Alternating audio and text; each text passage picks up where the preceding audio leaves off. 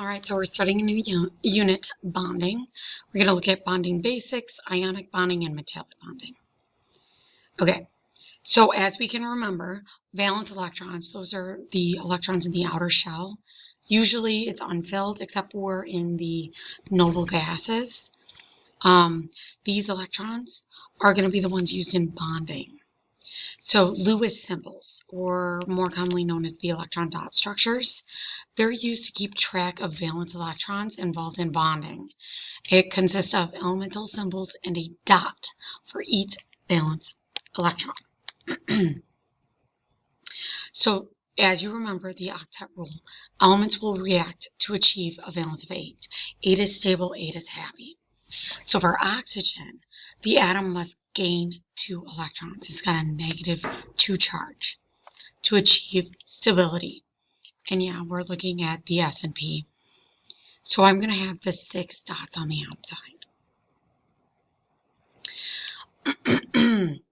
For sodium, the shorter path for that, because remember, oxygen has 6. It's easier to get to than to lose 6. But sodium, on the other hand, sodium's on the other side. It has 1 valence electron, which is easier to lose that than to gain 7.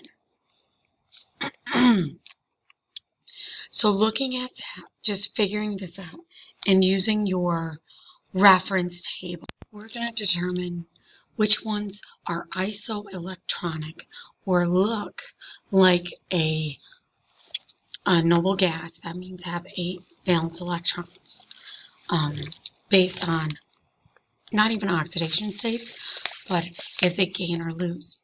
Okay, so looking at this, we're going to look for chromium, and chromium is right here, right? So if it gains 2, it's got a +2 charge, or sorry, it loses 2. I'm going to go back 2 slots, and I'm going to go back 1, 2, and I'm going to be back to titanium. It doesn't look like a noble gas. All right, well, aluminum says +1, so I'm going to go back 1. It's going to look like magnesium. No. Manganese, -2, 1, 2. It's not going to look like it. Titanium, it's got +3. It's going to lose 3. 1, 2, 3. Close, but not yet. Scandium, SC, is right here. If I have a +3, that means I'm taking 3 away. 1, 2, whoop, all the way up here to argon. Yes, absolutely, that's one of them. Magnesium, +2, I'm going to get rid of 2. 1, all the way up to neon. So that's one also. Let's look at nitrogen. Nitrogen is a -1. That means I'm adding. I'm going this way. So I go over 1. It looks like oxygen. No. Arsenic, right here.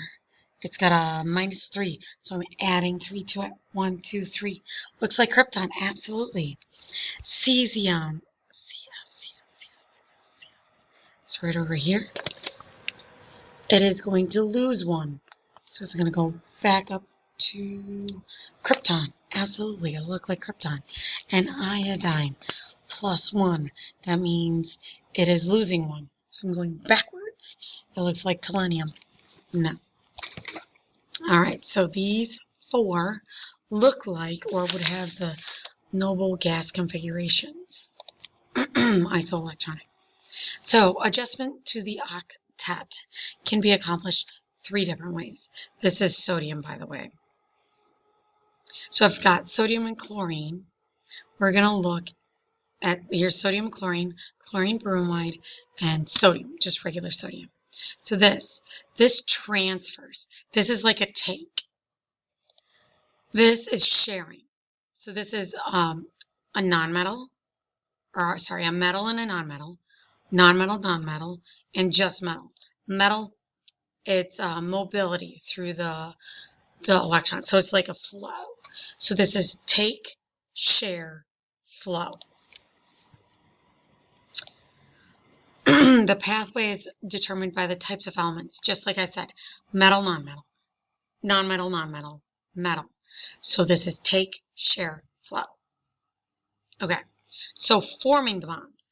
Once an atom has gained or lost enough electrons to reach an octet, it goes to a lower energy state. The excess energy is released, making the process exothermic. It's releasing energy. So this is bonding. This is making a bond.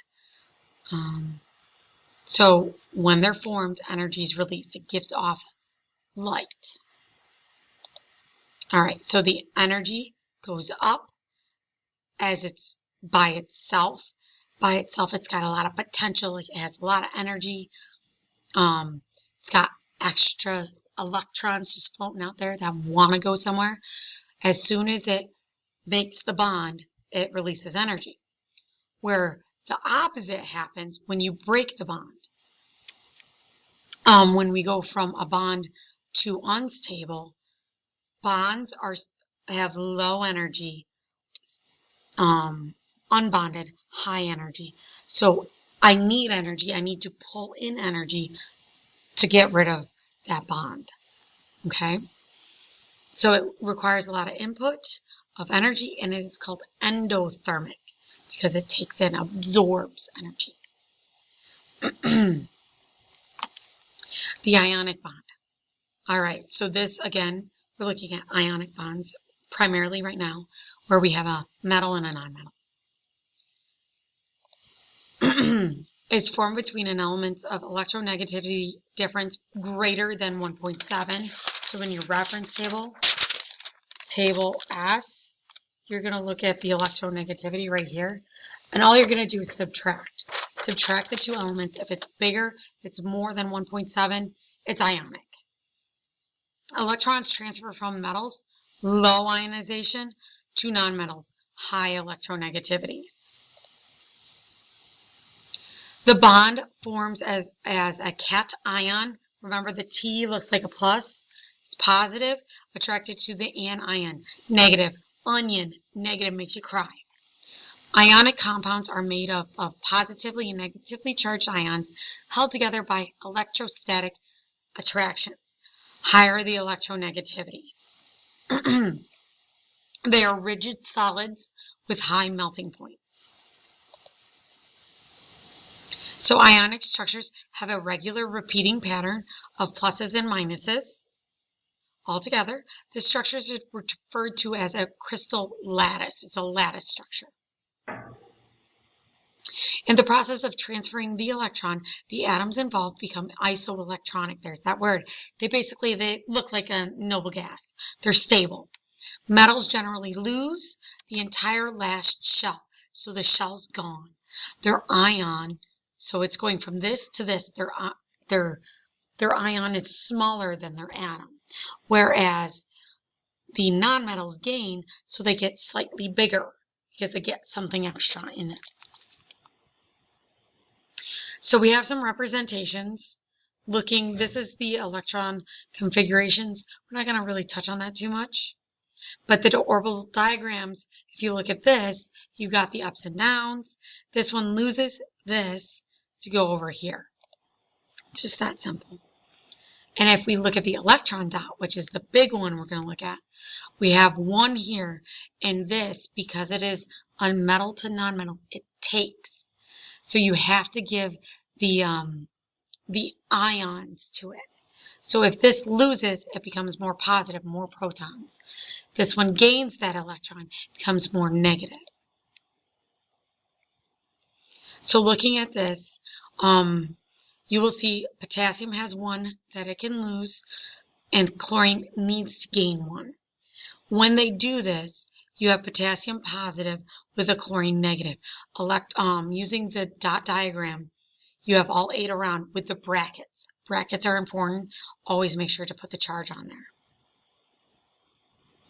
So potassium needed to lose one, chlorine needs to gain one. Using just one of each type, a 1-to-1 electron transfer completes both octets. This results in the formula of a potassium-chlorine combination, KCl. Before the electron is transferred, both structures are neutral. These are neutral atoms. After, the sum of the charges will be 0. So there's a positive one, a minus one. You add them together, they equal 0. So the charges equal out throughout. You want equal on both sides. So magnesium needs to lose two oxygens to gain. So there's a +2 and a -2. The total charge is 0. So we need MgO. Okay, that's all we're going to do. So say there's an uneven transfer. So sodium has 2 extras. With the 2 extras, only 1 sodium can match up to that. So we need to add an extra sodium,